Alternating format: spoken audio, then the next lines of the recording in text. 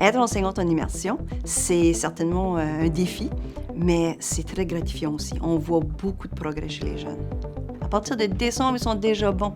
Donc, tu parles en français. Puis, sauf comment, j'ai enseigné pendant 5 années en immersion, première année. Tu fais tout, là. Tu chantes, tu danses, tu mimes, tu fais tout, sauf dire le mot en anglais. Donc, tu sais, moi, je vis en français. Donc, c'est pas tellement différent de mes collègues dans le secteur francophone.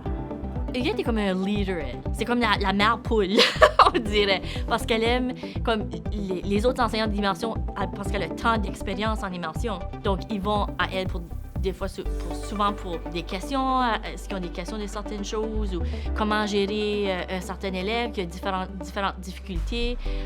Donc, elle est vraiment comme mère poule, je dirais, comme pour nos collègues d'immersion ici à l'école.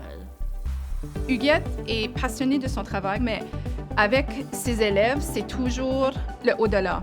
Et je m'en souviens lorsqu'on avait commencé un nouveau programme d'immersion, là, et il y avait un thème, unité d'archéologie. Puis, juste en jasant avec d'autres enseignantes, c'était comme, je vais pas rentrer vraiment en détail, en profondeur avec ça. Huguette, c'était tout, elle a fait rentrer des outils, elle a vraiment donné l'expérience aux élèves et c'est vraiment faire vivre l'enseignement, l'apprentissage. Et elle a fait ça durant toute sa carrière. Comme elle est juste passionnée puis dévouée aux élèves, c'est toujours le au-delà pour les aider pour la réussite. C'est ça qu'elle vise toujours avec ses élèves. Moi, je pense que la chose que je trouve le plus beau, c'est lorsque les élèves, on commence l'année scolaire, puis je leur demande, c'est quoi ton sujet préféré? Oh, madame, tu sais, moi, j'aime pas tel sujet, ou j'aime ceci, mais j'aime pas tel sujet. C'est que plus tard, c'est lorsqu'ils me disent, même au milieu de l'année, oh, c'est mon sujet préféré. C'est là que je me dis, j'ai fait mon travail. Parce qu'on n'est pas toujours des experts de ce qu'on commence, mais c'est de leur donner le goût. C'est de croire en mes élèves, mais c'est de les aider à croire en eux. Ça, c'est ce que moi, je trouve qui est important, puis qu'eux se développent, puis développent leur plein potentiel. Elle est gentille à nous et elle aime sciences humaines. Et je n'aimais pas sciences humaines vraiment, mais elle a aidé moi à aimer-la maintenant. Comme elle a fait l'archéologie, c'est comme on a eu besoin de dig dans quelque chose pour prendre les artefacts. Et j'ai aimé ça beaucoup. J'aime parce que elle a une façon de faire toutes les choses vraiment amusantes et elle est toujours bien organisée.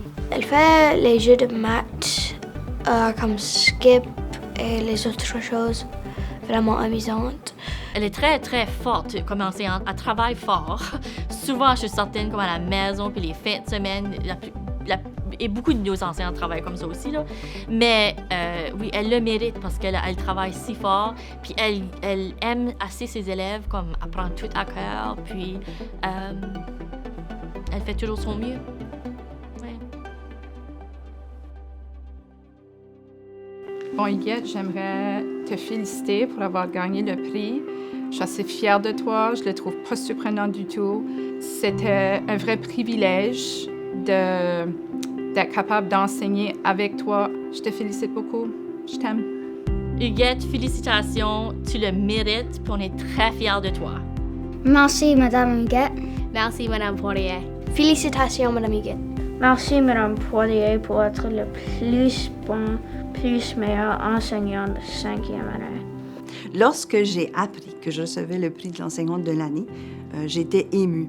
Je me suis retrouvée bouche bée, puis beaucoup de personnes me connaissent et ils ont dit « mais ça n'arrive pas souvent qu'elle n'a pas de mots, parce que je ne suis pas une personne qui a sa langue dans sa poche. » Je ne savais plus quoi dire. Ça m'a fait énormément plaisir que mes collègues aient pensé à moi.